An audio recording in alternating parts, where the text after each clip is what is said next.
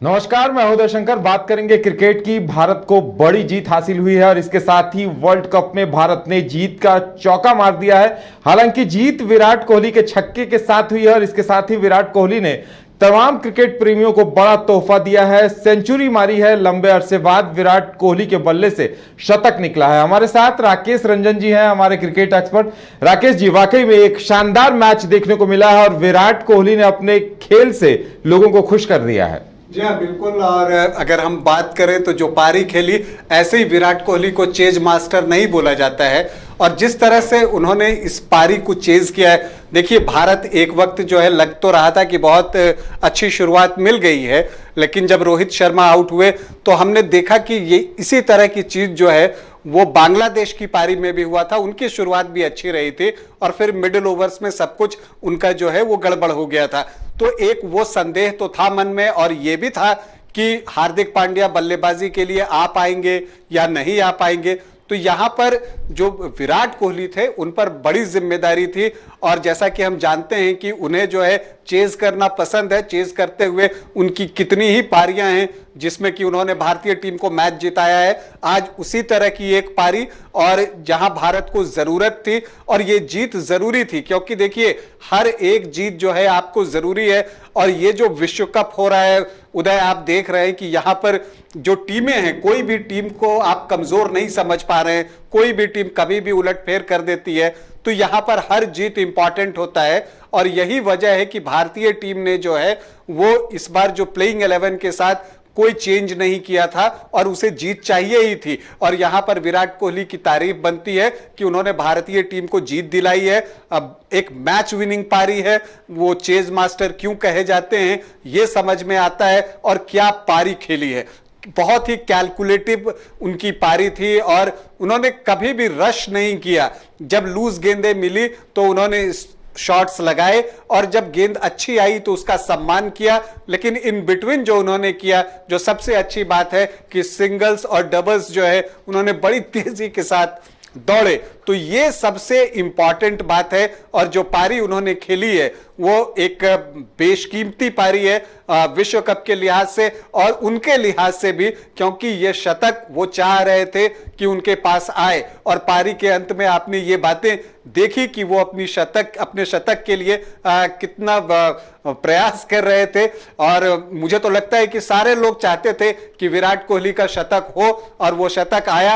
आपने देखा एक गेंद जो डाउन द लेग फेंक दिया था नसीम ने, अंपायर ने उसे वाइड बॉल भी नहीं दिया, क्योंकि उन्हें भी इंतजार था कि विराट का शतक आए, क्योंकि वो गेंद वाइड थी। और इस बात पर सभी हंस भी रहे थे जब पवेलियन में दिखाया जा रहा था। तो एक माहौल था, और उस वक्त तक ये साफ हो चुका था कि भारतीय टीम मैच जीत रही है। तो एक पर्सनल माइलस्टोन की भी बात होती है। तो ये शतक जो है विराट कोहली के लिए एक पर्सनल माइलस्टोन भी है, और इसके अलावा ये पारी उनके लिए बहुत ही मतलब संतुष्टि भरा होगा। उनको सेल्फ सेटिस्फेक्शन इस पारी से बहुत ज्यादा होगा।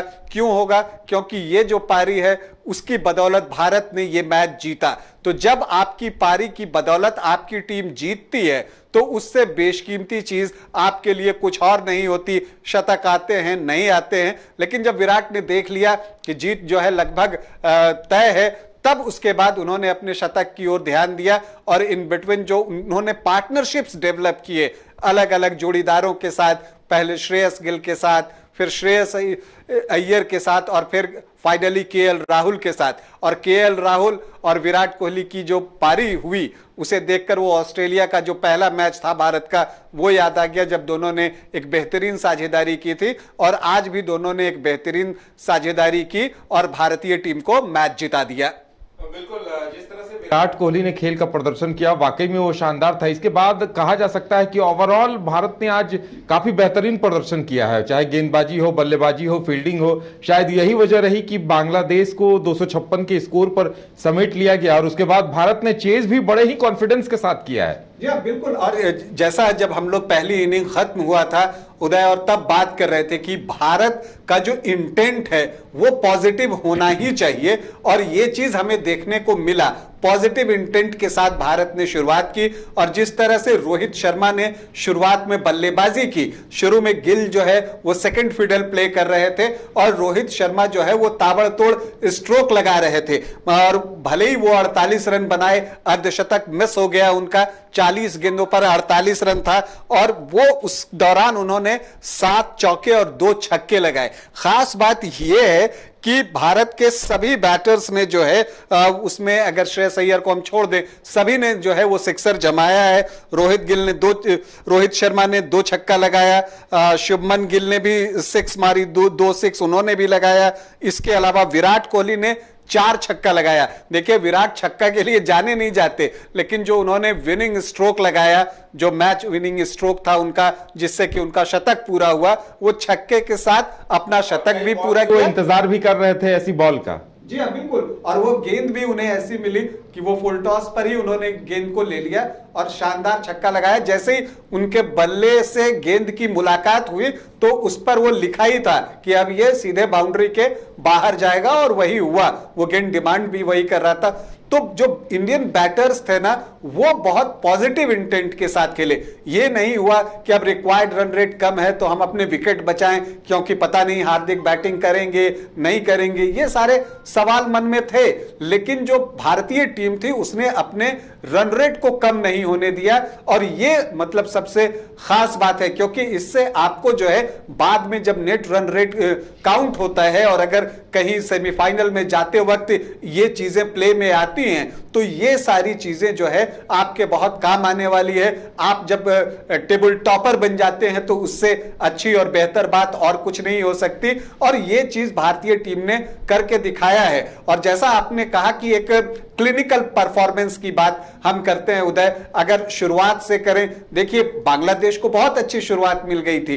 93 रनों की ओपनिंग साझेदारी हुई थी लिटन दास और तंजीद हसन के बीच में, और उस वक्त ऐसा लगने लगा था, और चूंकि जो रन रेट था उस समय उनका वो 6 से ज्यादा का चल रहा था, तो बिल्कुल 300 रन साफ दिख रहा था। लेकिन भारतीय टीम ने अपना कूल रखा, और जो उनके गेंदबाज इस पूरे टूर्नामेंट में कर रहे हैं ठीक वही चीज की कि उन्होंने वापसी कराई टीम की। और जो वापसी होती है, पहला विकेट कुलदीप निकाल कर देते हैं, फिर जडेजा आ जाते हैं प्ले में, और जो कप्तानी देखिए रोहित शर्मा की, उसकी भी आप जितनी तारीफ करें वो कम है। जिस तरह से उन्होंने जैसे ही विकेट गिरे तुरंत सिराज की वापसी करवा दी, कि वो चाहते थे कि बांग्लादेश की जो पारी है उसको किल करें। वो गेम किल करने जा रहे थे, वो नहीं चाहते थे कि गेम लंबा जाए। वो जानते थे कि अगर विकेट मिलेगा तो रन रेट अपने आप नियंत्रित हो जाएगा, और यही चीज हुआ। जैसे जैसे विकेट मिलता गया, आप देखेंगे कि जो रन गति थी बांग्लादेश की टीम की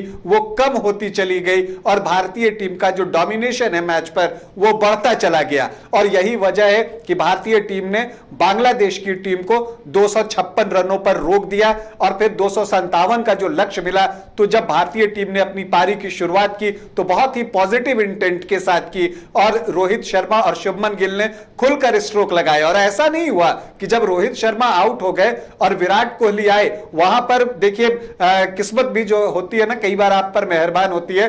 2 फ्री हिट मिले विराट कोहली को और दोनों पर बाउंड्री आई। वो नो बॉल था रोहित शर्मा के आउट होने के बाद, तो जो एक विकेट गिरने का दबाव बना था ना, वो तुरंत जो है वो हट गया। और जो भारत के 3 विकेट गिरे हैं, चाहे आप रोहित शर्मा की बात कर लीजिए, शुभमन गिल की आप बात कर लीजिए, या श्रेयस अय्यर की बात कर लीजिए, ये जो तीनों आउट हुए हैं ना, ये स्ट्रोक्स खेलते वक्त आउट हुए हैं। जब ये शॉट लगा रहे थे, तीनों के कैच बाउंड्री लाइन पर लपके गए हैं, तीनों सिक्सर लगाने का प्रयास कर रहे थे। तो इससे पता चलता है कि भारतीय टीम ने अपने जो खेलने का पैटर्न है उसको बिल्कुल चेंज कर दिया है, स्टाइल बदल ली है, और अब अटैकिंग क्रिकेट, और वो भी पूरे 50 ओवर भारतीय टीम इस मूड के साथ अब पिच पर उतरती है और वही काम करती है। तो जो भारतीय जीत में जो आप सबसे बड़ी बात कहेंगे ना, वो यही है कि टीम इंडिया का जो माइंडसेट था कि लक्ष्य कुछ भी हो, हम जो है अपना जो नेचुरल गेम खेल रहे हैं इस पूरे विश्व कप में कि हम पॉजिटिव इंटेंट के साथ जाएंगे, अटैकिंग होंगे, ठीक उसी फार्मूले को यहां पर भी अपनाया। और जब आप अटैकिंग होते हैं तो सामने वाली टीम जो है वो डिफेंसिव होने को मजबूर हो जाती है, और यही चीज बांग्लादेश की टीम के साथ भी हुआ।